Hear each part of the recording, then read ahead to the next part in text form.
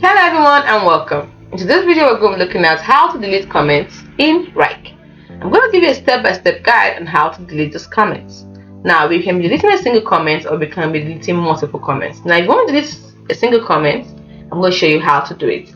The first thing to do is go to the tab of project that contains the comment you want to delete. Then click on the comment you want to delete and then click on the three dots next to the comment and choose delete from the drop down menu. Then confirm that you want to delete that comment. It's as simple as that. But if you want to delete multiple comments, this is how you do it. Go to the tab of project that contains the comments you want to delete.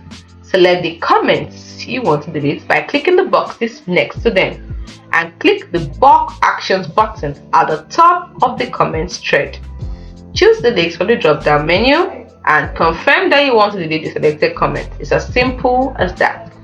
Now, only comment authors or account admins can delete comments. What I'm trying to say is that only the person who wrote the comment or an account admin can delete comments in Wrike. Also, deleted comments are permanently removed from Wrike and cannot, I repeat, cannot be recovered. So, note that before you delete any comments.